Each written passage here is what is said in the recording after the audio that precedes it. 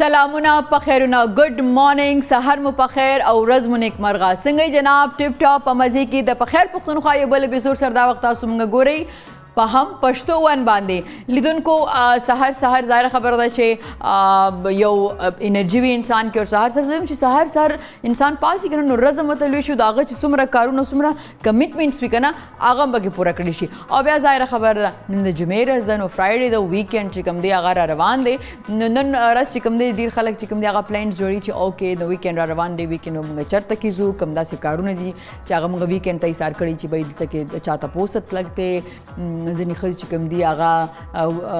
چې د شاپینګ دپاره چې کوم دی ورځ ایښي ځینې سټوډنټس داسې ایښي چې اوکې صحیح د موږ څه اسایمنټس دي په هغې باندې به چې کوم دی موږ ویکینډ باندې کار کوو او ځینې چې کوم دي هغې خپل برتھډے پارټیز ایښي دي ځینې خلک چې کوم دي هغې د یو بل تپوس دپاره یا ځینې خلک چې دي ځینې فرینډس چې دي هغې دا کوشش کوي چې بھئی هغې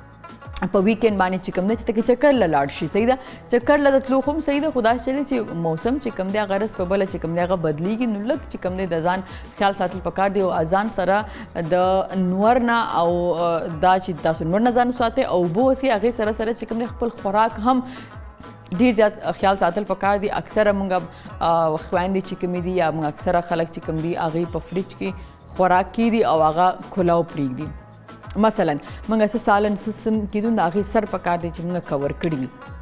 د هغې وجه دا ده چې مختلف څیزونه پراته وي هغه سبزیانې هم هغې کې موږ ایښي فروټس هم ځینې موږ ایښي که هغه تاسو واش کې ووینځئ کې د لاښه خبر ده اوس خو ډېر ښه زبردست چې کوم دی شاپر بیګز چې کوم دي هغه بیګز راځي ځینې هغې کې چې کوم دی تاسو هغه کېښودلی شئ ځینې باکسز راځي په هغې کې تاسو هغه ډېر منظم او ډېر طریقې سره چې دی کېښودل شي نو هغه جراثیم چې کوم دی چې ته کوم خوراک سر چې کوم دی هغه کولا وي په هغې باندې کېږي نو هغې نه بچ کېدی شي او بل په ګرمیانو کې زیاتره کوشش وکړئ چې ډېر په فریج کې څو ورځو څیزونه زاړه چې کوم دی هغه ونه خورئ ځکه چې هغې سره فوډ پوایزن کېږي هغې سره چې کوم دی تاسو چې کوم دی سټمک ډسټرب کېدی شي نو دغه یو کوشش کوئ چې فرش چې سم سالن وي څه هم خوراک یې فرش تاسو پخوئ او فرش تاسو هغه خورئ چې لکه د ډېرو ورځو څیزونه چې کوم دی هغه تاسو نه خورئ کوشش کوئ چې باسي څیزونه چې کوم دی هغه تاسو اوایډ کړئ ګرمي د ظاهره خبره ده نو په ګرمي کې چې دی نو یا په دې موسم کې چې کوم موسم روان دی لګیا دی په دې کې چې کوم کوشش دا وکړئ چې آیلي څیزونه آیل خو اسیم دومره زیات ښه نه دي نو آیلي څیزونه لږ چې کوم دی نو هغه اوایډ کول پکار دي ښه لیدونکو نن پروګرام کې هم تاسو موږ چې کوم دی ډېر زبردست میلمانه لرو خو یو ورکوټ شانې پرې کړو واپس راسانه کېږو د په خیر پښتونخوا سره اوسئ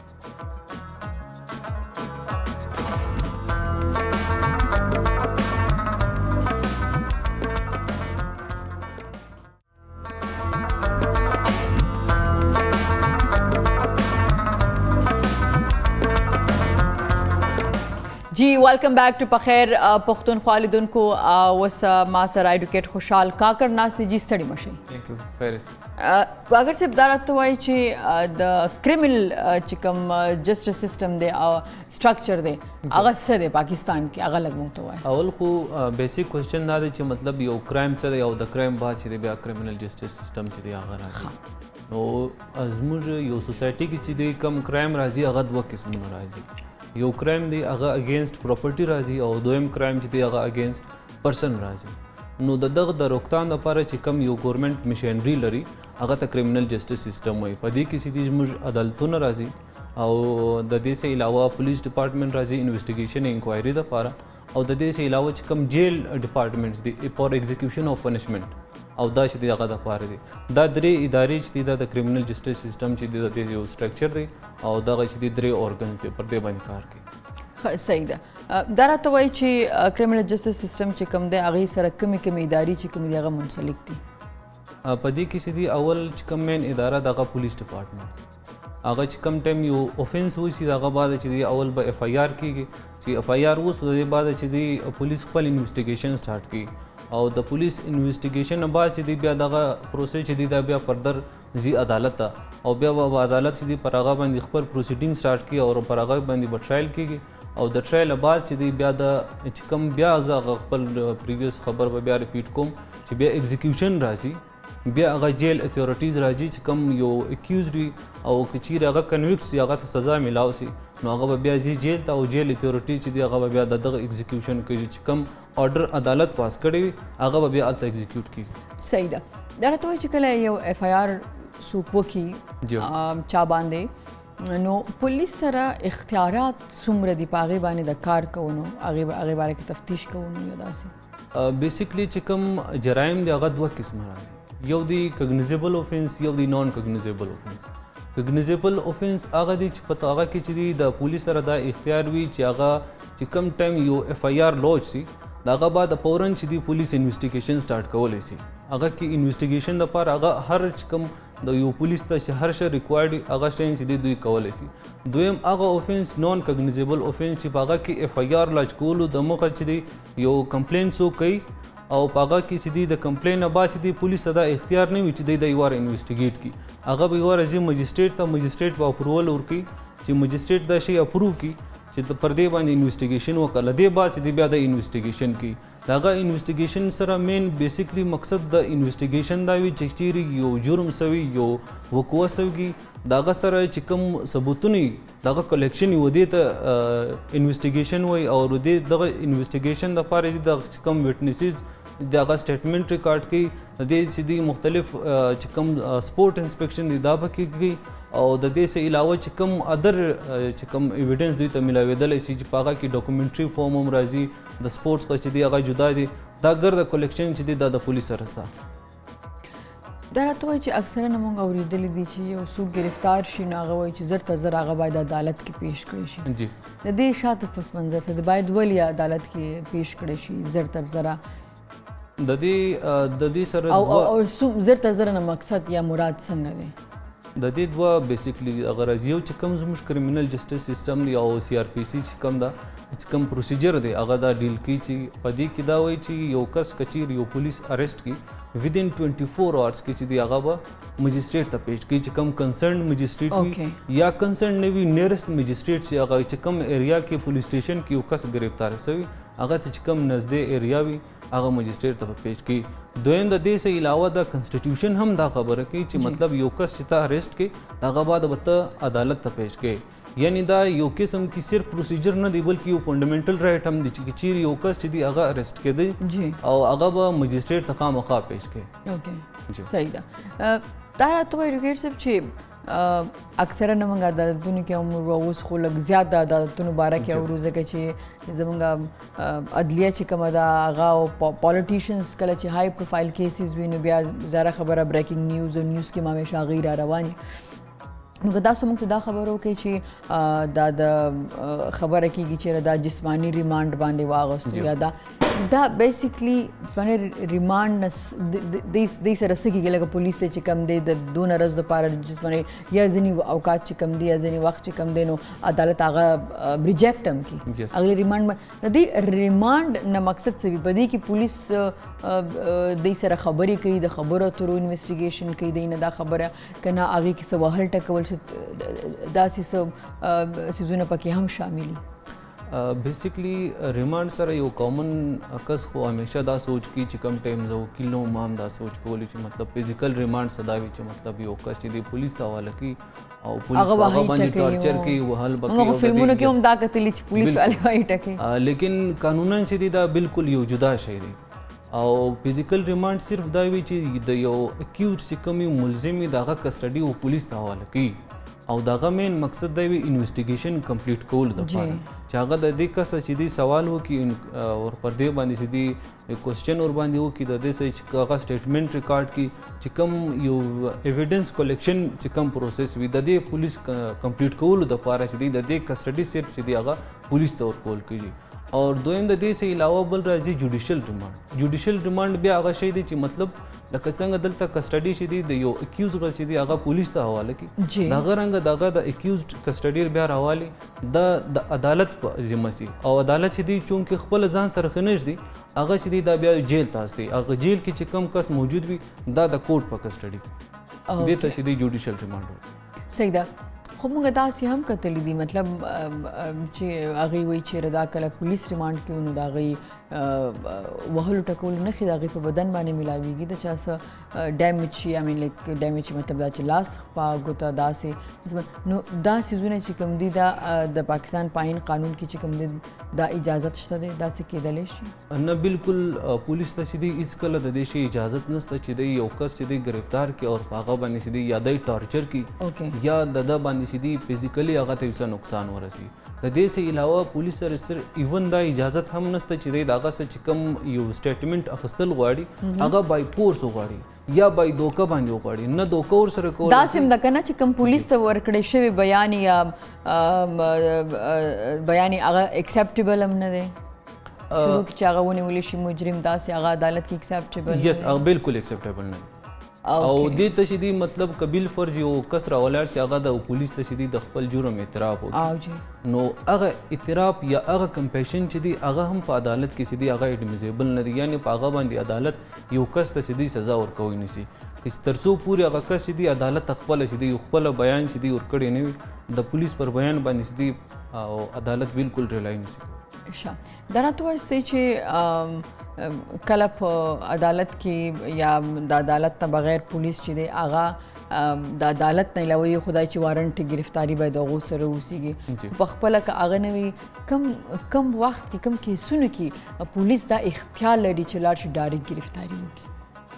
دا صرف هغه اوفینسز دي چې هغه کګنیزیبل اوفینس وي کګنیزیبل اوفینس دي هغه کې یو خو انویسټیګیشن هم کولی شي او په هغه کې چې دی یو پولیس ته دا اختیار هم وي چې هغه یو کس اریسټ کولی شي وداوټ وارنټ آف کورټ چې هلته چې دی عدالت یو وارنټ نه ایشو کړی د هغه بغیر زم عدالت چې دی د پولیس چې دی دا هغه کولی شي اریسټ کولی شي دا یو خپل سپیسیفیک کلاسیفیکیشن راځي د هر اوفینس چې دی هغه جدا جدا دی د یو څه چې دی کلاسیفیکیشن چې دی هغه په کګنیزیبل کې راځي یو څه نان کګنیزیبل راځي نو په دغه کې چې د دې کلاسیفیکیشن جدا جدا صحیح ده موږ ټارګټ یو چې کوم دی یو خو ټارګټ کیلینګ دی یو خو هغه چې عام کېږي کراچۍ کې یو وخت چې کوم دی هغه ډېر زیات اوس خو کوم موږ ګورو ځینې انسیډنټس چې کوم دی هغه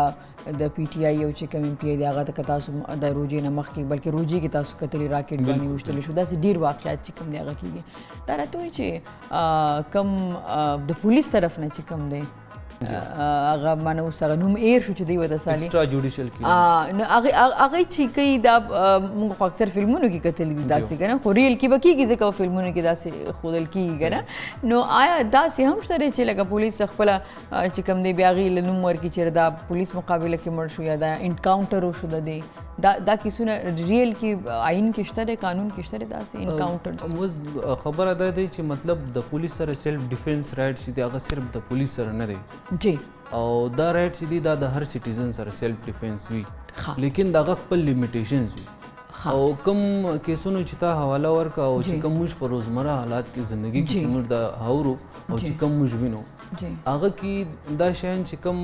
وي چې مطلب هغه سیلف ډیفینس کې وي هغې دې کې د هغه ایلیمنټس بیخي ډېر زیات کم د پولیس چې دی سم ټایم هغه چې دی خپل ډیوټي صحیح نه پرفارم کوي یا د خپل پاور مس یوز کوي نو هغه ټایم کې چې دی دوی ایکسټرا جوډیشل کیلینګ لپاره ځي نو البته دی کې چې دی سیلف ډیفینس رایټ بېشک هغه د پولیس سره هم شته او هغه د یو عام شهري سره هم شته لیکن که چیرې ته د دې غلط استعمال وکړي د غلط استعمال گنجایش په قانون کې نشته صحیح ده دا راته وایي چې پولیس ګواهي هم ایکسیپټیبل ده په عدالت جی بالکل چې کوم کرمینل کیسز دي په دې کې چې دي زه به خاص کر اگزامپل د نارکوټکس کیسز ورکوم نارکوټکس کیسز کې مطلب یو پرایویټ وټنس موجود نه وي اچھا ظاهر خبره چې هغه پولیس ونیسي نو پولیس یو کس گرفتار کی هغه کې چې کوم گواهان وي هغه هم پولیس والا گواهی او هغه باندې چې کوم کنویکشن ورکي هغه بالکل د دوی په سټیټمنټ باندې ورکي صحیح ده دا راته وایي چې په پاکستان کې د هر پروینس خپل پولیس دی نو ځینې دغه چې کوم دي قانونونه چې کوم دي ځینې لکه د واده دپاره چې کوم دی په ځینې پروینس کې چې کوم دی په سند کې چې کوم دی نو هغه کا 18 کاله دی په پنجاب کې هغه 19 کاله دی د جنې عمر کې نو دا راته چې دغسې د پولیس اختیارات هم فرق کوي جدا جدا په سند کې جدا په بلوچستان کې جدا په کې پی کې جدا که نه د هر پروینس دغه چې کوم دی پولیس چې کوم دی هغه مکمل یو رقم اختیارات لري د دې مین اختیارات چې دي د پولیس خو چې دي هغه تقریبا سیم دي لیکن فرق صرف دا شی راځي چې مطلب چونکې اب مطلب خیبر پختونخوا چې کوم پولیس دي د هغه یو خپل ټریټري ښکاره ده هغه په خپل ټریټري کې چې دي یعنی په خپل علاقه کې چې دي هغه کاروایی کولی شي د هغه رنګه سین چې دي هغه تر خپلې باونډري پورې لیمیټډ دي بلوچستان تر خپل باونډري پورې لیمیټډ دي لیکن سم ټایم چې دي د دې سره ایون دا اختیارات هم شته چې مطلب د یو صوبې پولیس چې دي هغه ځي بلې صوبې ته او هلته چې دي کاروایی سټارټ کوي دا اختیارات هم د پولیس سره وي یعنی مقصد دا دی چې د دوی پاور چې دي بالکل یو رنګ دي لیکن هغه ایریا چې دي په هغه کې ډیفرنس راځي ښه صحیح ده دا راته وایي چې ضمانت یا بیل چې کوم دی هغه د کومو خلکو زر کېدلی شي صحیح ده لکه د کومو خلکو نه مطلب مراد زما د کوم چې کوم مجرم دي هغه کېدلی د ځینو خلکو کېږي بیل د ځینو خلکو نه کېږي صحیح ده او ځینې خلک چې کوم دي هغې ضمانت دپاره چې کوم دی ډېر چکر کېږي ځینې خلک چې کوم دی دا ضمانت بفور گرفتاري چې کوم دی دا څه کیسه وي صحیح ده نو دې باره کې راته وایي بیسیکلی د بیل بفور اریسټ چې موږ ورته وایو بی بی اے په شارټ فارم کې جی جی د دې دا وي چې مطلب یو کس گرفتار شوی نه وي او هغه تر دې مخته ځي او عدالت یو خپل اپلیکیشن جمع کوي چې زه خپل ځان سرنډر کوم نو هغه دپاره اول په فرست سټیج کې چې دی انټرم بیل چې دی ملاوږي اور انټرم بیل چې دی هغه هر کس ته ملاویږي که هغه هر رنګه اوفینس کړی وي د هغه باوجود چې دی ودې ته ملاوږي د دې بعد چې دی د دې بیل کنفرمیشن سټیج راځي کنفرمیشن هغه راځي چې هغه سټیټ تم نوټس دي یا چې بل کم کمپلیننټ پارټي وي هغه تم نوټس دي دغه بعد چې دواړه پارټي راځي په دې باندې عدالت کې ارګومنټ کیږي او د ارګومنټ بعد چې کوم چې څرنګه کیس وي دغه د کیس مطابق یو څه داسې اوفینسز وي چې په هغه کې بیل چې دی ډېر مشکل کار وي اوس مثال کے طور پر 302 په دې کې مشکل دی لیکن ناممکن اسکل نه دی چې ولې هغه د هر 302 کې هم بیل کېدلی جی بالکل کېدلی شي 302 یعنی مرډر کیس وي په دې کې چې دی هغه کیس ټو کیس ویری کوي چې مطلب چې کوم کمپلیننټ کوم ایف آی آر لوچ کړی دی په هغه کې د هغه ایف آی آر څه چې دی څو بونافایډي چې دی هغه د کمپلیننټ ښه معلومیږي چې یعنی کمپلیننټ څو قدر پر حق باندې دی او د دې څه علاوه که چیرې یو شک شوبه پکې راشي هغه همیشه چې دی د اکیوزډ په فیور کې ځي هغه د ایون بیل سټیج باندې هم چې دی اکیوزډ ته ملاوږي او هغه باندې چې دی دوی ته بیل ملاوځي صحیح ده دا ته چې مجرم چې کوم دی یا کوم کس چې په دغه کې هغه خپل ډیفینس کې څه کولی شي هغه سره خپل ډیفینس دپاره خپل کیس دپاره یا خپل ځان دپاره څه کولی شي هغه سره اختیارات څه دي اول خبره خو دا د چې کوم بیل سوري چې کوم یو اکیوز دی هغه سیلف ډیفینس دی سیلف ډیفینس مراد دا دی چې کوم فیر ټرایل دی دا یو کنسټیټیوشنل رائټ دی دا د هر شهري او چې هغه چاهے هغه یو سیول کیس وي که یو کریمینل کیس وي اکیوز سره دغه رائټ چې دی ډېر زیات منسلک دي نو د ده سره چې دی مختلف اپورچونیټیز موجود وي که چیرې د یو کس خلاف اول چل یو ایف آی آر وسي اور هغه ایف آی آر چې دی هغه پر حقیقت باندې نه وي مبني نو دی چې دی ایٹ فرسٹ سٹیج چې دی د بی بی اے کولی شي یعنی بیل بفور اریسټ اخیستلی شي که چیرې بالفور د ده ته دغه بیل بفور اریسټ نه میلاوږي د دې بعد څه دسه بل اوپشن دا دی چې بیا دی ځي د دې بعد چې دی بیل افټر اریسټ دپاره اپلای کوي هغه چې کوم اوفینس جوړېږي ظاهره خبره ده یا مجسټریټ ته به ځي یا به سیشن ته ځي سم ټایم های کورټ ته هم ځي سپریم کورټ ته هم ځي د دې دا ورسره شته او د دې بعد چې کوم دی چې چیرې ټرایل سټارټ شي او په دې کې بیا د دوی سره یو بل ډېر شارټ کټ لیار بل هم دوی سره موجود وي یعنی یو راځي 249A یو سیکشن اف لا دی سی آر پی سی کی او دا بیسیکلی دا مجسټریټ یو پاور چې مطلب یو ټرایل کمپلیټ شوی نه وي هغه یو کس اکیوز چې کوم دی هغه اکویټ کړي د یو کیس نه نو د دې یو خپل ریکوایرمنټس چې مطلب یو داسې شهادتونه موجود نه وي چې دغه سدا شي ظاهر کړي چې د کس دا جرم کړی دی یا شهادتونه موجود وي لیکن هغه ډېر ناکافي وي دغه د دې څه علاوه بل دغه رنګ د مجسټریټ سره 249A راځي او د دې څه علاوه چې دی کچېرې د یو سیشن ټرایل وي هلته چې دی 265K راځي هلته چې مطلب یو ټرایل کمپلیټ نسی دغه مخته چې دی د ایټ ان سټیج دی دا اپلیکیشن ورکولی شي پر دې باندې چې دی دا کس ځان اکویټ کولی شي. ادرویز د دې شارټ کټ سے مراد صرف دا دی چې مطلب چونکې زموږ جوډیشل سیسټم چې دی هغه ډېر سلو دی, یعنی یو ټرایل چې کوم ټایم سټارټ شي هغه کې سیدي کلونه لګي, 4 سال 5 سال. ایون زموږ سره یو ریسنټلی یو خپل یو کیس دی تقریبا 302 کیس دی, هغه 8 سال چې دی تر اوسه پوری ټرایل کمپلیټ نه دی. نو دا رنګ څه شارټ کټ لاري د کیو سره وي. صحیح ده. دا راته وایي چې کم پولیس دی موږ اکثره نورو ملکونو کې ګورو نو چې کله یو مجرم ونیولی شي نو هغه پولیس چې هغه سره څه بیان اخلي څه خبره کوي نو هغه وایي چې زه به اول خپل وکیل راغواړم. پاکستان کې هم داسې ده؟ جی بالکل, لیکن دلته مسله دا شی دی چې مطلب عوام ته چې دی د دې شي اویرنس نشته. څنګه چې مطلب یو کس دی چې هغه یو مطلب گرفتاری دوران خو دا شی دی نشي کولی چې زه یو وکیل راغواړم, لیکن صرف تھاڼې ته چې بوزي نو کله چې هغې سره تفتیش یا څه خبره یا سټیټمنټ اخیستل کېږي نو اکثر دا ویل کېږي چې نورو ملکونو کې چې به زه خپل وکیل نه بغیر خبره نه کوم. قانونا نو آیا پاکستان کې هم همداسې ده چې هغه کوم کس چې سټیټمنټ اخیستل کېږي هغه خپل وکیل سره پریکټیکلی خو دا شی بالکل نشته, لیکن بیا هم چې هغه کوم پرنسپل اف لا دی هغه په پاکستان کې هم امپلیمنټیبل دی. که چیرې د دې شي معلومات و د کسانو ته وي چې کوم اکیوزډ وي, یعنی چې مطلب یو کس یو مجرم وي هغه یو خپل سټیټمنټ پولیس ته ریکارډ کول غواړي, د دې به مثال زه د دې داسې درکړم چې مطلب د یو کس BBA کمپرمسیو کې هغه بیل بیفور اریسټ باندې وي, د دې بعد عدالت چې دی و اکیوزډ ته وایي چې ته انویسټیګیشن جوین کا, او دغه انویسټیګیشن جوین کولو مین مقصد دا وي چې پولیس د سټیټمنټ ریکارډ کړي. نو دغه سټیج کې سیدي د اکیوزډ دی خپل سټیټمنټ تھرو هیز کونسل, یعنی د خپل وکیل په ذریعہ باندې دا سټیټمنټ ریکارډ کولی شي. نو دا پرنسپل سته, لیکن د دې ډیر کم دلته چې دی پریکټیس کې دی دا موجود دی. صحیح ده. دا راته وایي چې موږ اکثره دا کتلي چې په وردي کې څوک وي نو تاسو هغې باندې لاس نشئ, آفیشلز باندې لاس نشئ اوچتولی. په پاکستان کې هم داسې ده که د پولیس چې دی هغه وردي کې یو څوک هغه باندې ګزار وکړي, څوک هغه ته لاس واچوي یا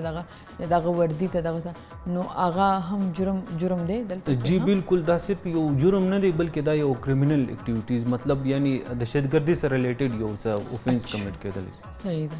صحیح ده. دا راته وایي چې زموږ اکثره څنګه چې تاسو بیا دا خبرو کوي چې زموږ خلک اویر نه دي, دا راته وایي چې داسې کیسونه شته دی چې لکه هغه دومره غټ نه وي خو په انیشل سټیج کې کله چې هغه پولیس سره وي, کله چې هغې سره هغه ټایم کې چې کیس چې کوم دی دې نه مخکې چې هغه عدالت ته لا نه تلي هغلته, نو داسې کومې غلطیانې زموږ د خلکو نه کېږي چې هغې خپل کیس خراب کړي؟ جی بالکل, چې مطلب خپل سي مراد وي چې یو چې کم ټایم انویسټیګیشن خاص کل په کرمینل سایډ کې سي دي او چې کم ثبوتونه د دسه موجود وي هغه د اون ریکارډ نشي را, یعنی کچيري مطلب یو تا یو څه ډاکومېنټس و انویسټیګیټینګ افیسر ته نه ورکړي دا هغه شی په ریکارډ باندې هم نه راغلي, نو د دې بعد چې دی ستا سره هر څه موجود وي, ایون ستا سره ویډیو موجود وي, اډیو موجود وي, بل نور ایویډنس ستا سره موجود وي, هاي وټنسز ستا سره موجود وي, چې دا شی په ریکارډ باندې راغلی نه وي, اخر لاست ډے باندې عدالت ته به دا شی معلومات وي چې دا ایویډنس موجود دي, نو دا فیصله د دې بځای څخه د بي په حق کې کېدلی شي, لیکن چونکې هغه چې کوم ایویډنس وي هغه اون ریکارډ نه وي راغلی, نو هغه ټایم چې دی هلته عدالت چې دی هغه هم هیلپلیس وي, هغه خپل هم بیا دا فیصله نشي چینج کولی, یعنی غلطیانې چې دی هغه دا چې کوم پارټۍ نه د هغه خپل هم کوي. صحیح ده. زموږ اکثره کیسونه داسې هم راځي چې په هغې کې کوم چې مجرم وي یا چانه چې کوم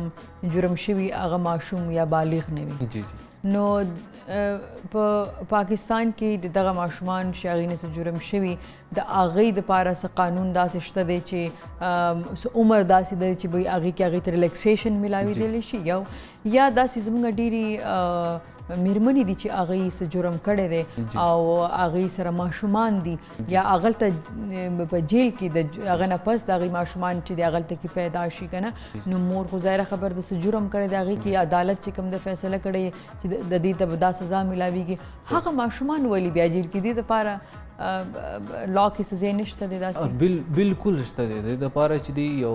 جوینایل جسټس سیسټم ایک 2018 چې دی کوم دی هغه کې چې د دې مین مقصد دا دی چې یو ماشوم سے مراد چې دی بالکل ماشوم نه دی یعنی یو ماینر وي چې هغه بلوغت ته نه وي رسېدلی یا د هغه لکه اوس دلته کې د ماشوم لکه بلوغت انډر او جی 18 بالکل 18 جی جی انډر 18 چې کوم کس راځي د هغه دپاره چې دی عدالت یا یو قانون چې دی ریلیکسیشن ستا بالکل پکې او جوینایل جسټس سیسټم ایکټ چې څنګه ما ذکر وکړو په دغه کې چې دی مین مقصد دا وي چې دغه کم ماینر چې کم وي یا انډر 18 چې کم کس جرم کړی وي هغه ته سزا نشي ملاو هغه صرف ریفارمیشن یې وشي چې هغه چې کم جرم کړی فیوچر کې چې دی دا رنګه جرم نه کوي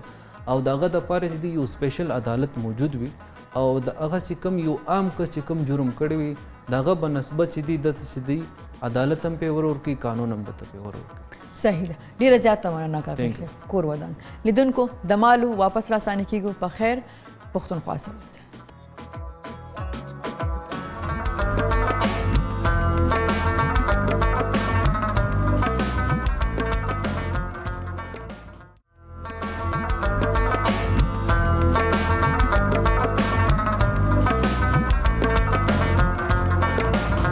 جی ویلکم بیک ټو په خیر پښتونخوا لیدونکو اوس ما سره د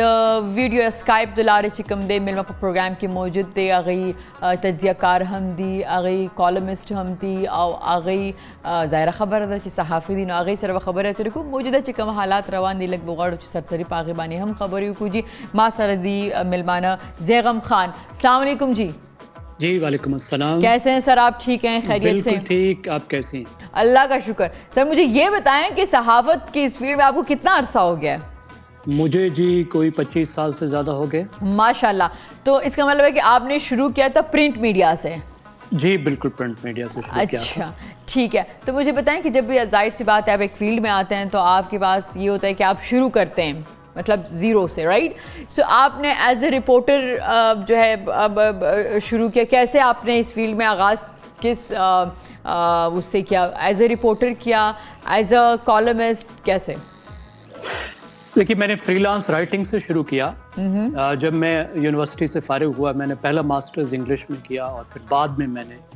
یونیورسٹی آف لنڈن سے اینتھروپولوجی میں کیا تو جب میں یونیورسٹی سے فارغ ہوا تو ایسے ہی کالم تو نہیں خیر آرٹیکل لکھنے کا شوق ہوا اور آئی ایم فرام ملتان ساؤتھ پنجاب تو اس میں ایک واقعہ ایسا ہوا جس نے مجھے بہت کمٹ کر دیا ٹورڈز جرنلزم اینڈ رائٹنگ اچھا وہ یہ تھا کہ ایک بچی جو وہاں کالج کی اسٹوڈنٹ تھی اس پر کسی نے تیزاب پھینکا تھا تو میں چھوٹے چھوٹے آرٹیکل لکھ رہا تھا اور میں نے کہا سوچا کہ اس پہ بھی آرٹیکل لکھوں تو اس بچی سے ملا اور میں نے کہا آپ کا ڈاکٹر کون ہے تو اس نے ڈاکٹر کا بتایا جو پلاسٹک سرجن تھے اور نئے نئے لندن سے آئے تھے جی میں جب ان سے ملا وہ اتنی بڑی شاکنگ بات تھی میرے لیے فرسٹ ہی میڈ فن آف می اور اس نے کہا یہ تمہارے خیال میں یہ اکیلا کیس ہے اور پھر انہوں نے بتایا کہ کتنے بڑے اسکیل پر پاکستان میں خواتین بچیوں کے چہرے پر تیزاب پھینکا جاتا ہے اور اس نے کہا میں تو پلاسٹک سرجن ہوں میرے پاس تو چند ویل آف لوگ آتے ہیں میں ہاسپٹل میں گیا اور جب ان خواتین سے ملا جی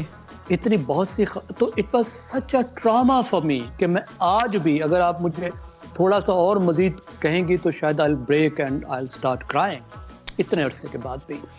اچھا اس میں پھر دین آئی میڈ اے کمٹمنٹ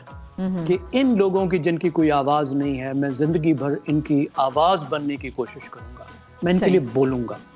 Then I wrote a series of articles جو بہت پاپولر ہوئے ایک خاتون وکیل تھی ان کے ساتھ مل کر میں نے کام کر کیا وہ بعد میں جسٹس بن گئی وہ جو بچی تھی وہ اس وقت قومی اسمبلی میں کام کرتی ہے ان خاتون جو جسٹس بنی پھر MNA بری ان کا نام فخر النساء کھوکر تھا بھی فوت ہو گئی ہیں پھر اس بچی کو وہ قومی اسمبلی میں لے کر آئیں اور میں اس طریقے سے اسٹارٹڈ موونگ پھر ڈان گروپ میں چلا گیا ٹھیک ہے پھر کچھ اچھا مجھے بتائیں کہ یہ آپ نے اب جب بات کر لی کہ کہاں سے آپ کو لگا کہ آپ کو اب ایز اے جرنلسٹ جو ہے تو اس پہ کام کرنا چاہیے کیونکہ آپ جن لوگوں کی آواز نہیں ہے یا جن کی آواز نہیں سنی جاتی تو ان کے لیے آپ آواز اٹھا سکیں تو مجھے بتائیں کہ تیزاب پھینکنے کے لیے پاکستان میں قانون تو ہے ٹھیک ہے. پھر یہ واقعات کیوں زیادہ ہوتے ہیں؟ کیونکہ آپ نے اس کے اوپر زیادہ کام کیا ہے, تو یہ تو پھر کیا کہتے ہیں اس کو, اگر جیسے آپ نے اس بچی کا ذکر کیا کہ اس کو پارلیمنٹ میں بھی لے کے آ گئے, اس پہ کام بھی ہوا, تو پھر یہ واقعات زیادہ کیوں ہو رہے ہیں؟ وجہ کیا ہے؟ دیکھیے پہلے تو قانون کی بات کر لیتے ہیں. جی. تو بہت عرصے تک قانون نہیں تھا جی, اور قانون جو تھا وہ بہت ہی غیر مؤثر تھا. جس طرح کی قانون سازی ہونی چاہیے تھی ویسے اس طرح کی قانون سازی پاکستان میں نہیں تھی. میں آپ کو ایک مثال دوں جو قانون سازی کی بہترین مثال ہے, کیونکہ پھر بعد میں مجھے ریسرچ کرنے کا بھی موقع ملا قومی اسمبلی کے لیے اس موضوع پر, اور میں نے دیکھا کہ بنگلہ دیش والوں نے جس طرح ایک اس پر قانون سازی کی, ایک کمپریہنسو قانون سازی کی, جی, کہ قانونی طور پر بھی انہوں نے الگ کورس بنائی, انہوں نے پولیس کے لیے قانون بنائے کہ پولیس نے اتنی دیر میں تفتیش کرنی ہے, عدالت نے اتنی دیر میں فیصلہ کرنا ہے, پھر حکومت نے یہ کرنا ہے کہ ان بچیوں کو مالی طور پر مدد کرنی ہے. ایک کمپریہنسو لاز, اور جس کی وجہ سے, کیونکہ آپ کو پتہ ہے ہمارا جو قانونی نظام ہے وہ بہت سست ہے, تو اس کو دھکا لگانے کے لیے کچھ خصوصی آپ کو اس کے اندر ایسے سسٹم ڈالنے پڑتے ہیں جس کی وجہ سے پولیس مجبور ہے کہ وہ اتنی دیر میں کام کر دے ورنہ پولیس کو سزا, مجسٹریٹ اتنی دیر میں اس پہ تفتیش, اس پہ فیصلہ کرے ورنہ مجسٹریٹ کے لیے پینلٹی, گورنمنٹ جو ہے وہ مالی مدد کرے اس خاتون کی, کیونکہ بہرحال ریاست کی کمزوری ہے. تو پاکستان نے بعد میں چل کر, بہت بعد میں, ابھی کچھ 8 سال 10 سال ہوئے, پاکستان نے بھی قوانین کو پہلے سے تو مؤثر بنایا ہے اور پہلے سے تو یہ چیز کنٹرول ہوئی ہے, لیکن ابھی تک ہم دیکھ رہے ہیں ختم نہیں ہو رہی. اس کی ایک بڑی وجہ یہ ہے, اس کی جو سماجی وجوہات پہ بھی دیکھنا چاہیے. تو لا اینڈ آرڈر ابھی تک بھی میں نہیں سمجھتا مکمل طور پر ہم اس پہ مطمئن ہیں, لیکن پاکستان میں سماجی نظام میں جو خواتین میں امپاورمنٹ کی کمی ہے, یعنی خواتین کو جتنا مقتدر ہونا چاہیے, جو طاقت ان کے پاس ہونی چاہیے, جو تعلیم کی طاقت ہونی چاہیے, جو مالی طاقت ہونی چاہیے, جو ان کی حیثیت ہونی چاہیے, جو ہم کہتے ہیں کہ جی اسلام دیتا ہے, ہم کہتے ہیں جی پاکستانی قوم دیتی ہے, لیکن ہم جھوٹ بولتے ہیں. ہم کہتے ہیں جی ہمارا معاشرہ دیتا ہے, ہم کہتے ہیں جی پنجابی سوسائٹی دیتی ہے, پختون ولی دیتی ہے, نعرے بہت لگاتے ہیں جی, لیکن ایسا ہے نہیں, حقیقت نہیں کرتے ہیں, حقیقت نہیں ہے. تو ان خواتین کی حیثیت کو مضبوط بنانا, قوانین مضبوط بنانے کے ساتھ ساتھ میرے خیال میں یہ دونوں چیزیں سائیڈ بائی سائیڈ چلیں گی, کیونکہ یہ جو تیزاب گردی ہے یہ تو ایک پہلو ہے نا, اس کے علاوہ بھی آپ دیکھیے خواتین پر کتنا وائلنس ہوتا ہے, کس طرح کا وائلنس ہوتا ہے. جی جی, یہ پاکستان کی ہمارے معاشرے کا ایک تاریک ترین اور افسوسناک ترین پہلو ہے. صحیح. ابھی آپ نے بات کی پاکستان کے صورتحال, ابھی جو ہے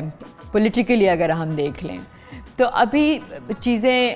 عام جو لوگ ہیں ان کو سمجھ میں نہیں آ رہا کہ اس کے ذمہ دار کون ہیں. آیا اس کے ذمہ دار وہ خود ہیں کہ انہوں نے ان لوگوں کو ووٹ دیے جن کو نہیں ووٹ دینا چاہیے تھا, جن کو انہوں نے منتخب کیا وہ نہیں ہونا چاہیے تھا ایک, یا پھر اس کے پیچھے جو ہے خود پولیٹیشنز ہیں, کیونکہ عام جو انسان ہے یا عام آدمی جو ہے اس کو مہنگائی سے بہت زیادہ پریشانی ہے. تو وجہ کیا ہے جو ابھی پاکستان جہاں پہ سٹینڈ کر رہا ہے وہ اگر اکنامکلی جو کرائسس چل رہی ہیں, اچھا یہ جو پولیٹیکلی جو کرائسس سے گزر رہا ہے پاکستان, اب پرابلم یہ ہے کہ اس میں پہلی بار ایسا ہوا ہے کہ اس میں اسٹیبلشمنٹ یا ادارے جو ہیں اس میں انوالو ہو رہے ہیں, اور اگر اس سطح پہ یہ چیزیں جا رہی ہیں, اس لیول پہ یہ چیزیں اگر جا رہی ہیں, تو انٹرنیشنل کمیونٹی یا انٹرنیشنل کمیونٹی میں پاکستان پھر کہاں پہ سٹینڈ کرتا ہے. اور اگر انڈیا جیسا نیبر آپ کا ہو جو آپ کے ہر ایک چھوٹی بڑی بات کو بڑھا چڑھا کے وہ جو ہے تو وہ پیش کرتا ہے, تو یہ ساری چیزیں اگر آپ دیکھتے ہیں, ایک طرف مہنگائی, ایک طرف خود پاکستان کی پوزیشن, تو اس کو آپ کیسے دیکھتے ہیں اور اس کی وجوہات یا اس کے ذمہ دار کون ہیں؟ آپ نے جو دونوں باتیں کی ایک دوسرے سے بہت جڑی ہوئی ہیں. جی, یعنی پاکستان کا جو معاشی بحران ہے, جو پاکستان میں ہم لوگ معاشی طور پر پورا ملک اور پاکستان کے عوام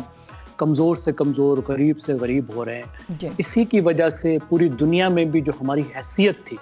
وہ کم ہو گئی ہے. کیونکہ ساری دنیا یہ دیکھتی ہے کہ اس ملک سے ہم تعلق رکھیں گے تو ہمیں کیا فائدہ ہوگا, हम कितनी एक्सपोर्ट कर सकते हैं, ये हमारी कितनी चीज़ें खरीद सकते हैं, कितना हमारा माल खरीद सकते हैं, कितना टैंक खरीद सकते हैं, हमारे जहाज़ खरीद सकते हैं, बहरी जहाज़ खरीद सकते हैं। यानी आपको एक मार्केट के तौर पर देखा जाता है और आपकी माशी स्ट्रेंथ बहुत अहम होती है। तो वो जैसे जैसे कमज़ोर हो रही है जी और जैसे जैसे जो मुल्क हमारे मुकाबले पर है, मिसाल के तौर पे भारत, जी उसकी मईशत मजबूत हो रही है, एग्जैक्टली तो हमारे दोस्त भी हमें छोड़कर वो भारत के साथ दोस्तियां बढ़ा रहे हैं, क्योंकि पाकिस्तान भारत इतनी बड़ी मार्केट है। मिसाल के तौर पे अरब मुल्क ये समझते हैं कि वो भारत में अपना तेल बेचें, भारत में रिफाइनरियां लगाएं, भारत में पंप लगाएं, तो उनको बहुत फ़ायदा होगा। वो समझते हैं भारत में जाके इन्वेस्ट अगर करें, वहाँ पे इंडस्ट्री लगाएं तो बहुत पैसे कमा के लाएंगे। और उसके मुकाबले में वो समझते हैं पाकिस्तान तो बस पैसे मांगने को ही आ जाता है, अगर यहाँ कुछ इन्वेस्ट कर दें तो हमारी इन्वेस्टमेंट फंस जाती है। इस वक्त इन्वेस्टमेंट का कोई मुनाफा वापस ले जाने जोगा नहीं है और मार्केट तो जिम्मेदार कौन है इस सब सारे सूरत-ए-हाल का? अवाम है जो गलत नुमाइंदे को उसने वोट दिया है, या खुद पॉलिटिशियंस हैं? है कौन इसका जिम्मेदार? इस सूरत हाल के जिम्मेदार वो तमाम लोग हैं जी जो पिछले 75 साल में ख़ास तौर पर, और फिर उसके बाद फिर मजीद 25 साल जो हमारे बहुत ज़्यादा बहरान के हैं, उसमें जिनके पास ताकत रही है। अब ताकत जो किसके पावर पास में थे है? या इक्तिदार में थे। इक्तिदार। अब इक्तिदार किसके पास रहता है? जिसको अंग्रेजी में कहते हैं पावर एलीट, जी यानी वो अशराफिया जिनके पास ताकत होता है। जी अब इस अशराफिया के दो हिस्से हैं। एक हिस्सा है वो लोग जो मुंतखब होकर आते हैं, सियासतदान। हाँ दूसरा हिस्सा वो है जो मुख्तलिफ तरीके के इम्तिहानों से, मुकाबले से पास होकर रियासत की मुलाजमत अख्तियार करते हैं, सही है। जिसको कहते हैं स्टेट एलीट, जिसमें मिलिट्री भी शामिल है, सिविल सर्विस भी शामिल है। ठीक है। तो हमारी जो एलीट हुई, जिनके पास ताकत है, उसमें मिलिट्री है, सिविल सर्विस है, सियासतदान है, और फिर आप बिजनेसमैनों को भी गिन सकते हैं। इन तमाम लोगों ने, इनके पास ताकत रही है और इन्होंने इन्फ्लुएंस किया है, ऐसी पॉलिसियां बनाई हैं जिससे पाकिस्तान ने तरक्की करने के मौके गंवाए हैं और हम पीछे गए हैं। तो इल्ज़ाम तो इन सब पे आता है। अब शहरियों की बात क्या है कि शहरियों को अपनी शहरियत असर्ट करनी है, इससे ज़्यादा करनी है। शहरियों का कसूर सेकेंडरी है। सबसे पहला कसूर जो है वो इक़्तिदार में रहने वाली अशराफिया ही का है, लेकिन शहरियों की जिम्मेदारी ये है कि वो अच्छी पॉलिसियों के हक में, अपने हक में, इस मुल्क के हक में आवाज़ उठाएं। सबसे ज़्यादा अपने मुंतखब नुमाइंदों पर, क्योंकि उन पे उनका बराह रास्त असर होता है जी और मुंतखब नुमाइंदों को मजबूर करें कि वो ऐसी पॉलिसियां लेकर आएं जिससे पाकिस्तान इन बहरानों से निकले और मुस्तकिल तौर पर निकले। ये डिस्प्रेन मत खिलाएं। हम देखते ये हैं कि पाकिस्तान में बहरान आता है, ये डिस्प्रेन खिलाते हैं, भीख मांग के लाते हैं, उधार लेते हैं, और फिर थोड़ी देर बाद पाकिस्तान थोड़ा सा निकलता है, फिर गिर जाता है। जी अभी जो सिचुएशन है और वो दिन ब दिन मतलब अनप्रेडिक्टेबल है। मतलब आप अभी ईद पे भी, गुज़श्ता ईद अभी जो पिछले दिनों ईद गुजरी है, उस पे ये था कि शायद ईद है तो छुट्टियां होंगी, तो शायद चीज़ें जो हैं वो थोड़ी देर के लिए एक ब्रेक मिल जाएगा। लेकिन ईद में भी ऐसी न्यूज़ जो हैं वो आ गए, ऐसी चीज़ें आ गई, ऐसी बातें आ गई। जाहिर सी बात है, आपको भी पता होगी कि लोग कहते हैं कि यार ईद में तो ये नहीं होना चाहिए था, या हमें लगा था कि कुछ ब्रेक आ जाएगा। उसके बीच में जो स्टेटमेंट्स आते हैं, जो चीज़ें आती हैं, इवन अच्छा अदलिया का जो रोल आ रहा है, अब ये सारी चीज़ें, तो कहीं आपको लगता है कि चीज़ें फ्यूचर में बेहतरी की तरफ जा रही हैं? आपको लगता है कि अगर हम इस वक्त देखें तो ये बहुत ही बड़ा क्राइसिस है। आपने जिन चीज़ों की निशानदेही की है, अगर उसकी रोशनी में देखें जी तो फिर ये ऐसा बहरान है जिसको अंग्रेजी में कहते हैं पूली क्राइसिस, यानी एक बहरान नहीं है, बहुत से बहरानों का एक मजमुआ बन गया है। जी एक तो सियासी बहरान है जो हमें नजर आ रहा है कि दो साइड्स हैं, एक तरफ पीटीआई है, दूसरी तरफ पीडीएम पार्टीज हैं, जी, जी। एक दूसरे से बात करने को तैयार नहीं है। असेंबली में पहले इमरान खान बैठने को तैयार नहीं थे, अब वो उनको वापस लेने को तैयार नहीं है, बहाने बना रहे हैं टेबल शेयर करके बात करने को, जैसे जैसे बच्चे रूठे हुए होते हैं ना, उस तरीके से भी। लेकिन उसके साथ साथ आप ये देखिए कि ये एक रियासती अदारों का भी आपने इशारा किया, वो भी तो बहरान बन गया है ना। यानी एक रियासत के जो 3 सतून होते हैं जिन पे रियासत खड़ी होती है, जी बिल्कुल। एक तरफ पार्लियामेंट होती है जो कानून बनाती है, दूसरी तरफ एग्जीक्यूटिव हुकूमत होती है जो मुल्क को चलाती है, कवानीन पे अमल दरामद कराती है, तीसरी तरफ अदलिया होती है जो झगड़े पैदा होते हैं उनको निपटाती है और फैसले करती है, और ये देखती है कौन सी चीज़ कानून के मुताबिक है। آپ دیکھیں عدلیہ ایک طرف کھڑی ہے اور حکومت اور پارلیمان دوسری طرف کھڑی ہے، اور پھر یہیں پر بات ختم نہیں ہوتی. عدلیہ کو دیکھیں تو عدلیہ 2 حصوں میں تقسیم ہے، تقریباً آدھے جج ایک طرف ہیں، آدھے جج دوسری طرف، جس سے جو عدلیہ کی اپنی ساکھ اور حیثیت ہے ان جھگڑوں کو ختم کرانے کی، وہ بھی بہت کم ہو کر رہ گئی ہے. تو یہ اتنا بڑا کرائسس ہے کہ جب تک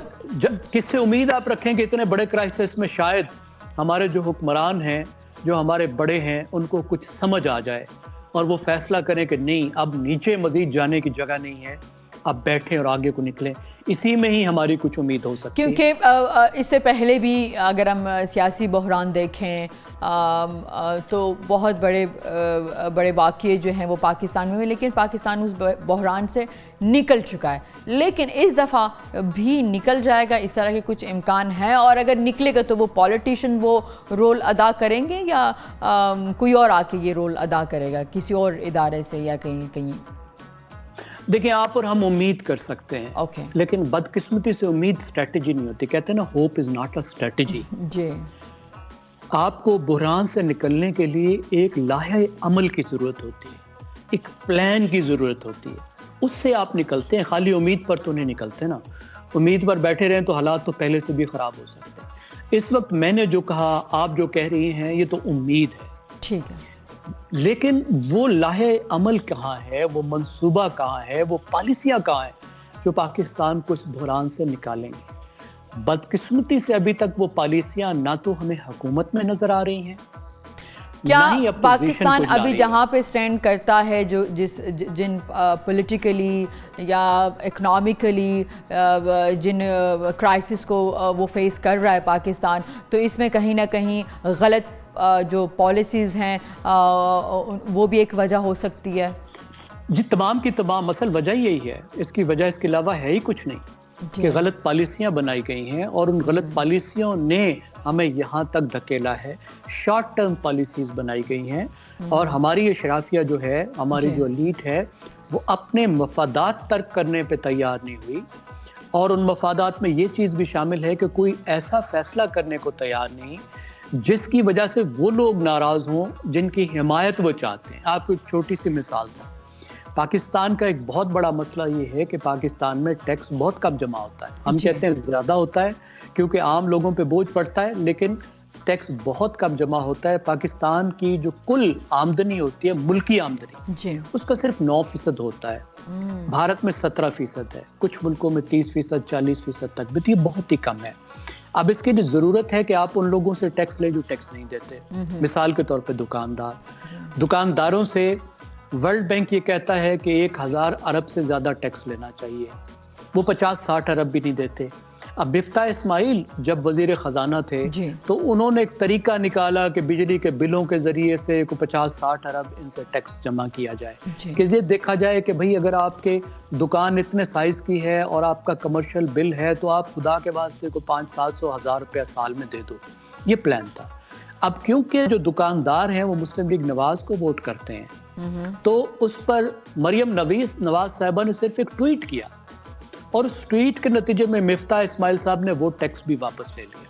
اب کیا نتیجہ نکلا کہ جو شروع کرنا تھا آپ آج 60 لیتے، اگلے سال 100 لے لیتے، 1000 نہیں تو آپ 300-400 ارب لے لیتے. اور یہ بہت بڑی رقم ہوتی ہے. آپ یوں ذہن میں رکھیے کہ پاکستان کا جو اعلیٰ تعلیم ہے، جو یونیورسٹیاں، ان کو کل مل کر 100 ارب کی ضرورت ہوتی ہے، اور اکثر ان کو نہیں ملتے وہ، اور یونیورسٹیاں کرائسس میں ہوتی ہیں. تو 200-400 ارب روپیہ جمع آپ کر لیتے، بڑی بات تھی. لیکن آپ دیکھیے کہ سیاسی مفاد میں اس حکومت نے وہ کام کیا جو نہیں کرنا چاہیے تھا، کیونکہ وہ اپنے ووٹرز کو ناراض نہیں کرنا چاہتے تھے. صحیح. اسی طرح عمران خان نے کیا تھا. عمران خان جب لینا چاہتے تھے، تاجروں پہ ٹیکس لگانا چاہتے تھے، تو اسی درمیان میں دھرنا لے کر آ گئے مولانا فضل الرحمان. تو یہ گھبرا گئے کہ ادھر سے دھرنا آ گیا، ادھر سے دکاندار ناراض ہو جائیں گے، یہ ہڑتالیں کر دیں گے، تو انہوں نے بھی ٹیکس واپس لے لیا.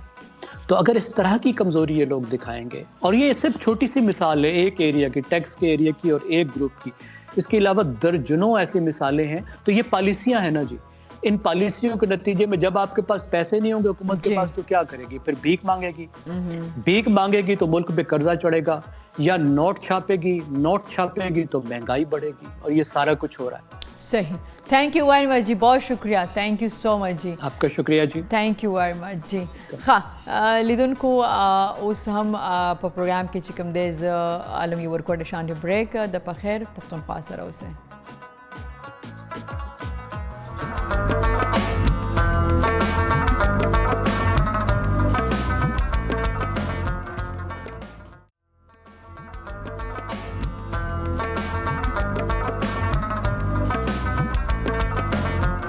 جی لیدون کو ویلکم بیک ٹو پخیر پختونخوا. لیدون کو اس ماسر بل سوشل ایکٹیوسٹ پروگرام کے ناستے دی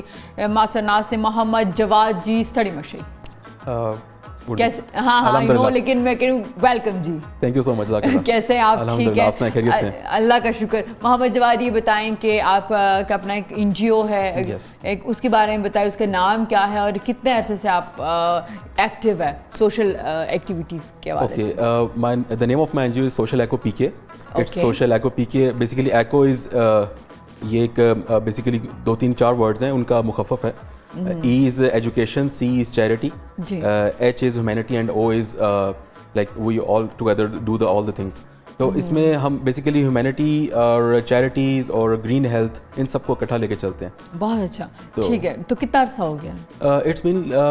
5 years, 5 سال ہو گئے اس کو بنائے ہوئے, اور اس کے اندر ہم نے کافی زیادہ. کہاں سے, کس چیز سے آپ انسپائر ہوئے کہ آپ کو لگا کہ کیونکہ سوشل ایکٹیویٹیز کی جب بات آ جائے تو بہت سارے لوگ ایکٹیو ہیں, اس حوالے سے کام کر بھی رہے ہیں, کچھ این جی اوز ہیں, کچھ انڈیویژول جو ہیں وہ کام کر رہے ہیں, تو آپ کہاں سے انسپائر ہوئے, کہاں سے آئیڈیا ہے کہ آپ کو بھی اس سائٹ پہ آنا چاہیے اور کام کرنا چاہیے؟ بالکل ٹھیک ہے. بیسیکلی انسپائریشن ایسے ملی کہ دیکھیں یہ گٹ فیلنگ ہوتی ہے, اندر کی فیلنگ ہوتی ہے کہ آپ نے اپنے لیے تو سارے جی رہے ہوتے ہیں, آپ نے لوگوں کے لیے بھی جینا ہوتا ہے, اور اپنے لیے سب کما رہے ہیں, سب صبح اٹھتے ہیں, ایک پراپر سائیکل چل رہا ہے, ہیومن سائیکل, لیکن دوسروں کے لیے کرنے کا جو موقع ملتا ہے وہ بلیسڈ ونس کو ملتا ہے. تو اس وجہ سے دیکھا اپنے سائڈوں پہ کافی مشکلات تھی, ہیومینٹی کو کافی دوسرے پرسنس کی نیڈ کی ضرورت ہے, تو کیوں نہ اس چیز میں آگے بڑھ چڑھ کے جو حقوق العباد ہیں اس کو پورا کیا جائے. حقوق اللہ سارے پورے کر لیتے ہیں. ٹھیک ہے. سوشل ایکٹیویٹی جو ہے یا سوشل ورک جو ہے وہ کافی, جیسے میں نے پہلے کہا کہ بہت سارے لوگ اس میں انوالو ہیں, بہت سارے لوگ یہ کام کر بھی رہے ہیں نہ کسی طریقے میں, کسی نہ کسی صورت میں وہ کسی کو ہیلپ کر رہے ہیں, کسی کا. لیکن اویئرنیس کتنی ہے لوگوں, کیونکہ میرے پاس بہت سارے ایسے سوشل ایکٹیوسٹ آئے ہیں کہ جن کے بارے ہم پھر سوشل میڈیا میں دیکھتے ہیں کہ وہ کہتے ہیں کہ بھائی یہ پہلے بہت غریب تھے, پھر سوشل ایکٹیویٹی شروع کی, پھر لوگوں نے ہیلپ کی, پھر ڈونیشن آئی, پھر انہوں نے بہت زیادہ پیسہ بنا لیا. ٹھیک ہے. سو اب یہ بتائیں کہ لوگوں میں اویئرنیس کتنی ہے, خود جو لوگ نکل کے آتے ہیں کہ بھئی ہم نے سوشل ایکٹیویٹی کرنی ہے, سوشل ورک کرنا ہے, ان کو خود کتنا پتہ ہے کہ اویئر ہیں اس بارے میں کہ اوکے کرنا کیا ہے, فنڈس کیسے لینے ہیں, اس کو یوٹیلائز کرنا ہے, یہ ساری چیزیں. دیکھیں جہاں تک اویئرنیس کا تعلق ہے تو میں یہ کہنا چاہوں گا کہ دس از اے مومنٹ آف پراؤڈنیس کہ پاکستان ورلڈ کے 3rd نمبر پہ آتا ہے, ٹاپ 3rd میں, جو چیریٹی کرتا ہے. ٹھیک. اور اتنی زیادہ ڈونیشن پوری ورلڈ میں پاکستان 3rd نمبر پہ آنا ایک بہت بڑی اچیومنٹ ہے, اور یہی بیسیکلی اویئرنیس کے ساتھ کنیکٹ ہوتی ہے. تو ایز لوگ اتنے اویئر ہیں. اور جہاں تک بات ہے کہ بیسیکلی کس طرح سے یہ اویئرنیس آگے پھیلائی جائے یا اویئرنیس کیسے ہوئی, تو بیسیکلی ایز اے ہیومن, ایز اے مسلم, ہمیں یہ ہماری براٹ اپ کے اندر ہوتا ہے کہ ہم نے بیسیکلی. لیکن میرا سوال پھر بھی وہیں پہ ہوا ہے نا کہ جیسے کہ ہم نے بہت سارے لوگ ایسے ایگزامپلس دیکھے کہ جنہوں نے چیریٹی شروع کی, ان کو ڈونیشن وغیرہ مل گئی, اینڈ دین پھر انہوں نے وہ اپنے لیے یوز کیا, اپنے لیے وہ استعمال کیا, وہ چیریٹی انہوں نے نہیں کی. تو یہ تو ٹھیک ہے کہ پاکستان اس وقت دنیا کے تیسرا وہ ملک ہے جو چیریٹی زیادہ کرتا ہے, لیکن یہ کہ پھر بھی تو غربت بھی بہت زیادہ ہے, مسئلے بھی بہت سارے ہیں, اور ایسے کیسز بھی آ رہے ہیں کہ جو چیریٹی کے نام پہ جو کام کر رہے ہیں, جو ڈونیشن آتے ہیں وہ اپنے لیے یوز کرتے ہیں, وہ لوگ مستحق لوگوں تک پہنچتی نہیں. وٹ آئی وانٹ ٹو سے کہ 5 انگلی برابر نہیں ہوتی, اور گڈ اینڈ بیڈ موو سائڈ بائی سائڈ. ہاں بالکل, یہ ہے کہ یہ انسان کا اپنا ایمان ہے, اپنا ضمیر ہے کہ وہ کس طرح سے موو کرتا ہے. عام لوگ اس کو روکنے کے لیے کیا کچھ کر نہیں سکتے؟ ایگزیکٹلی, ہم نے اس کو روکنے کے لیے بہت اسٹریم لائن پروسیس کیا ہوا. بیسیکلی ہم ڈونرز رجسٹریشن کرتے ہیں. ڈونرز رجسٹریشن کا مطلب ہے کہ بیسیکلی ہم جب ڈونرز کی چینلائزیشن اور فنلائزیشن آف مانیٹری جو ہے منی جو ہے اس کو ہم اپنے پاس ریکارڈ کر لیتے ہیں, ہم نے پہلی بات اپنی NGO کو رجسٹر کرایا. جی رجسٹر کرانے سے آپ کے جو اکاؤنٹس ہیں وہ انڈر دا نوز آف دی گورنمنٹ وہ سارے پروسیس میں ایک چل رہے ہیں, آڈٹ پروسیس جو ہے رن ہو رہا ہے. اس کے بعد جو آپ کے ڈونرز ہیں وہ رجسٹر ہوتے ہیں, ان کے نیمز رجسٹر ہوتے ہیں. جب وہاں سے پیسہ آتا ہے پھر اس کے اوپر ایک پلاننگ اور ایک ایگزیکیوشن ہوتی ہے, اس کے اگینسٹ ہمارے 6 ممبرز ہیں, ڈائریکٹرز ہیں, وہ اس چیز کو پاس کرتے ہیں. ان کی اپنی کوالیفیکیشن ہے, ان کے اپنے ڈفرینٹ اسفیئرز ہیں آف ایجوکیشن ہے. کوئی جیولوجسٹ ہے, کوئی جو ہے وہ سوشل میڈیا مارکیٹنگ کا ہے, وہ ڈفرینٹ ایکسپرٹیز کے ساتھ رجسٹر ہوئے ہیں ہمارے ساتھ. پھر وہاں سے آگے جو ہے ہم ایگزیکیوشن کی طرف جاتے ہیں. ایگزیکیوشن میں جہاں ہمارے فنڈز لگتے ہیں تھرو پراپر رجسٹرڈ بینکنگ چینل, وہ پھر ہم اپنے ڈونرز کو بھی بتاتے ہیں, اور وہ پھر ہم اپنے گورنمنٹ جہاں پہ ہم رجسٹر ہوئے ہیں وہ بتاتے ہیں کہ بیسیکلی یہاں ہمارا ایگزیکیوشن ایریا تھا, یہاں ہم نے انٹروین کیا, اس طرح سے ایکسپینسز ہوئے, اور اس کے اگینسٹ یہ ہماری ریسیٹس ہیں اور یہ بکلیٹس ہیں. ٹھیک ہے. ابھی تک ان 5 سالوں میں آپ لوگوں نے کس سیکٹر میں زیادہ کام کیا, اور کیا آپ لوگوں کی اچیومنٹ رہی 5 سالوں میں؟ دیکھیں, سب سے پہلے ہم نے سٹارٹ لیا رمضان ڈرائیو سے, جو ہماری مین پیشن اور موٹیویشن تھی رمضان بلیسنگس کو کاؤنٹ کرنے کے لیے اور کیپچر کرنے کے لیے. اس میں ہمارے رمضان ڈرائیوز میں ہماری سحری ڈرائیوز ہم نے 600 پرسنس پر ڈے پر سحری ہم نے کنڈکٹ کرایا بے نظیر بھٹو ہاسپٹل سے. وہاں سے ہم نے اسٹارٹ لیا راولپنڈی BB8 سے, اور اس میں ہم نے رول پراٹھاز اینڈ ملک وغیرہ کی کمبینیشن کر کے اسٹارٹ لیا. وہاں سے جب ہمیں موٹیویشن ملی اور لوگوں کی دعائیں اور وہ جو ایک کنٹینٹ آف ہارٹ اور جو ایک سکون کی نیند آئی, وہ ایک موٹیویشن تھی. اور وہاں سے پھر ہم آگے افطاری میں گئے. افطاری میں ہم نے پر ڈے 200 پرسنس کو کور کیا. ہم پشاور موڑ کے اوپر انٹروین کیا. ایک دوسری NGO ایکٹس آف کائنڈنس, صدیق افریدی میرے بڑے اچھے دوست ہیں, میں نے ان سے موٹیویشن لی. ہم اکٹھے تھے پہلے, اور پھر وہاں سے ہم نے چونکہ ایک بڑے کوانٹم کی ضرورت تھی تو ہم نے سیپریٹلی اسٹارٹ کیا دونوں نے, اینڈ ہی از مائی بیسٹ گائیڈ. اور پھر ہم نے اس کے ساتھ ساتھ پھر گرین ہیلتھ پہ کام کرنا شروع کیا. ہم نے گرین انیشیٹو کلین اینڈ گرین پاکستان پہ کام کیا. آکسفیم کی امپلیمنٹنگ پارٹنر ہم بنے. آکسفیم از اے انٹرنیشنل NGO. اس کے ہم امپلیمنٹنگ پارٹنر بن کے ہم نے 4000 انڈیجنس اسپیشیز انڈیجنس جو اسپیشیز ہیں ان کو سیمپل کیا ڈفرینٹ اسلام آباد پنڈی کے اسکولس کے اندر. اور وہاں کے جو اسٹوڈنٹس ہیں, جو وہاں کے بچے ہیں, ان کو ٹرین کیا کہ یو آر دا مدر آف دس ٹری اینڈ یو ہیو ٹو ٹیک کیئر آف اٹ, بیکاز ہم تو چلے جائیں گے لگا کے, آپ نے اس کو گرو کروانا ہے, آپ نے اس کی کیئر کرنی ہے, اور ہم اس کو جا کے سپروائز بھی کرتے ہیں 6 منتھ بعد, ان کی گروتھ کو میئر کرتے ہیں. تو اس طرح سے ہم نے کلائمیٹک چینج پہ کام کیا, چیریٹی پہ کام کیا, بلڈ ڈونیشن پہ کام کر رہے ہیں. جو بھی بلڈ کی ایک آواز آتی ہے, ہمارے واٹس ایپ گروپ بنے ہوئے ہیں کہ ہمیں یہ اس گروپ کے اتنے پرنٹس ریکوائرڈ ہیں, تو ہماری ٹیم موبیلائز ہوتی ہے ڈفرینٹ سیگمنٹس میں, ڈفرینٹ ایریاز میں, آل اوور دا پاکستان ہماری ٹیمز ہیں, وہ اس جگہ پہ موبیلائز کرتی ہیں. ہمارے پاس ڈونرز رجسٹرڈ ہیں. ہم دیکھتے ہیں کہ 3 منتھس جس کے پورے ہو گئے ہیں وہ بلڈ دینے کے لیے ایلیجیبل ہے, اور وہ دوبارہ سے خون کا عطیہ کر کے کسی مشکل بندے کا کام آ جاتا ہے وداؤٹ اینی ریمونیشن, وداؤٹ اینی مانیٹری بینیفٹ. ٹھیک ہے. ساتھ ساتھ میں جاب بھی کر رہے ہیں, رسپانسبلٹیز ہو جاتی ہیں, پوری ہو جاتی ہیں. اٹس اے بگ چیلنج, بیکاز میں آپ کو بتاتا ہوں کہ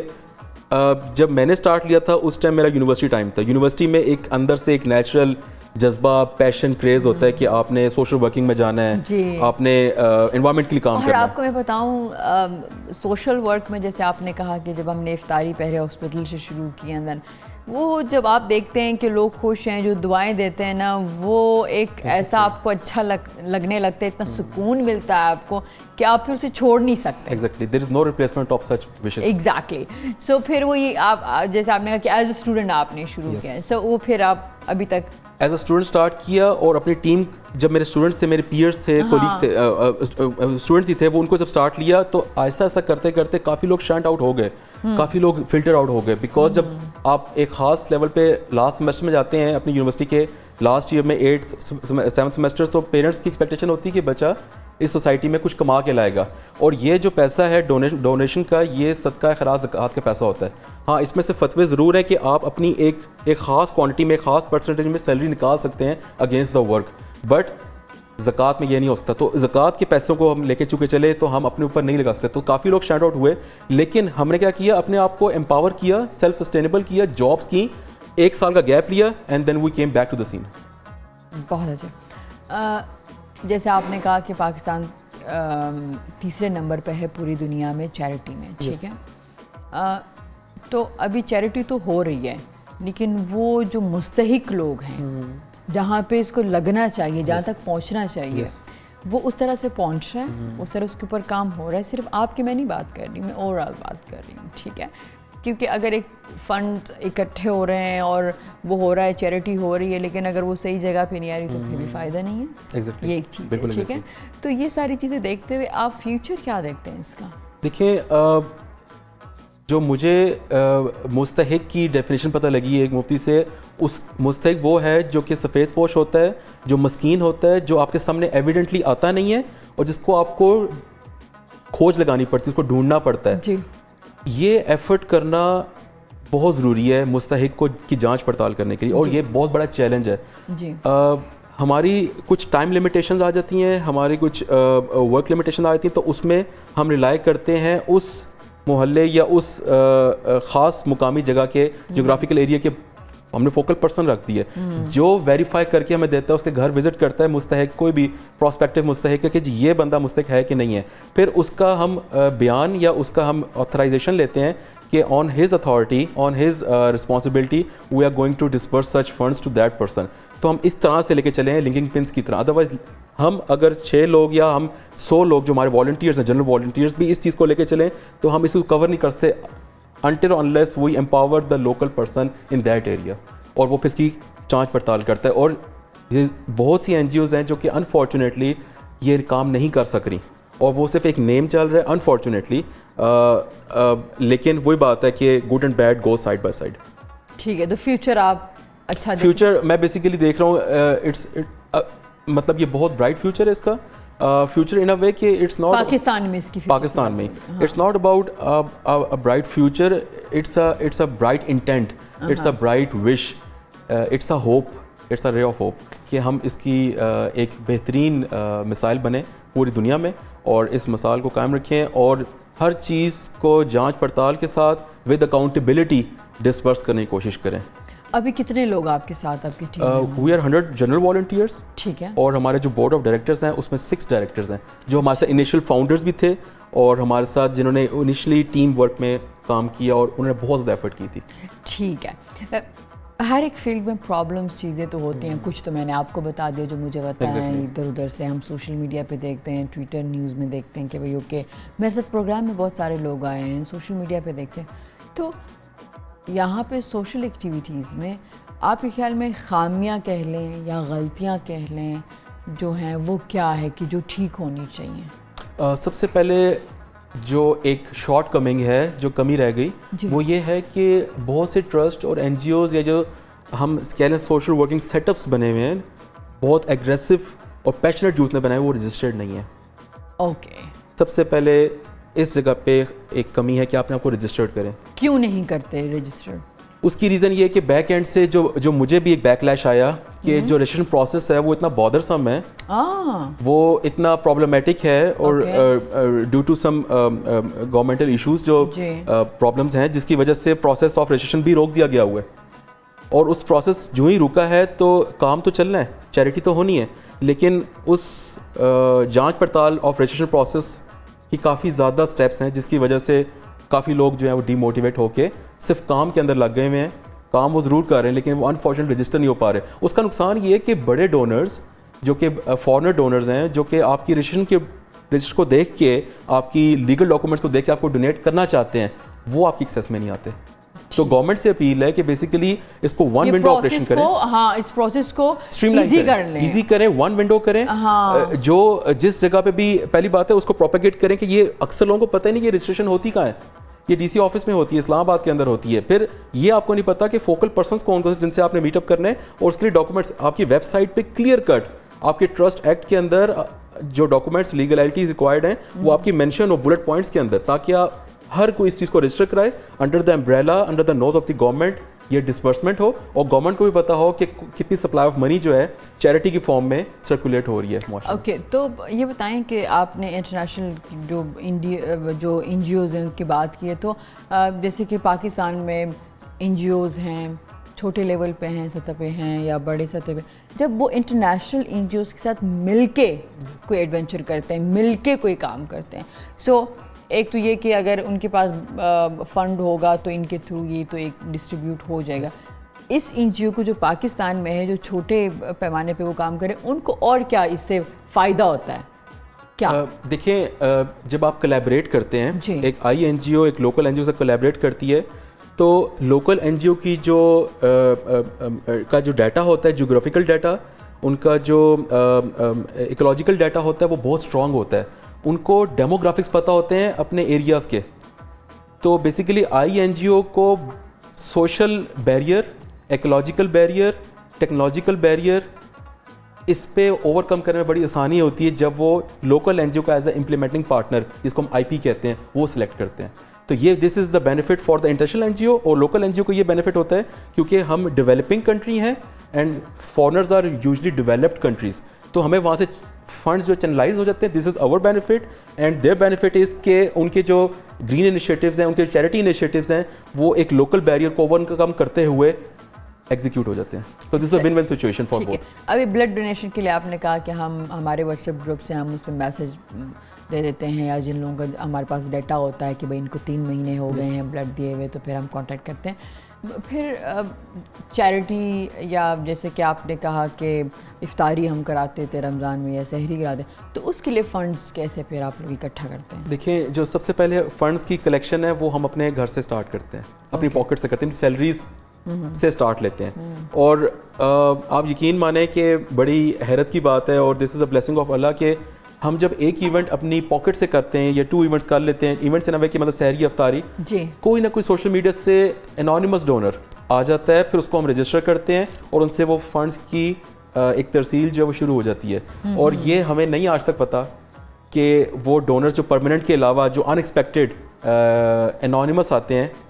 وہ اللہ تعالیٰ ہم سے کیسے ہمارے سامنے لے آتا ہے, تو کنیکٹ کر لیتے ہیں, کنیکٹ کرتا ہے. اور آپ کہتے ہیں نا, آپ ایک قدم چلیں گے تو آپ کے لیے خود ہی راہیں آسان ہوں گی. یہ میں نے خود پریکٹیکلی ہوتا دیکھا ہے. تھینک یو ویری مچ, آپ بہت اچھا کام کر رہے ہیں, جزاک اللہ, اور اللہ آپ کو توفیق دے کہ آپ اور اپنے دوستوں کے ساتھ مل کے اس اچھے کام کو اور بڑھائیں انشاءاللہ. تھینک یو سو مچ فار ویلکمنگ می. تھینک یو سو مچ فار جی لیدن کو داوزم گرنے پروگرام او یس دا زمانن پخیر پختونخوا چې د آخري پروگرام او زما د 2 کالو صفه ده هم پښتو ون سره نن پای ته ورسېدو. انشاءالله تاسو به پخیر پختونخوا اف کورس پروگرام به تاسو ګورئ د نوي خلکو سره. مال راکې اجازت پلوي الله مسپارم د الله پامان.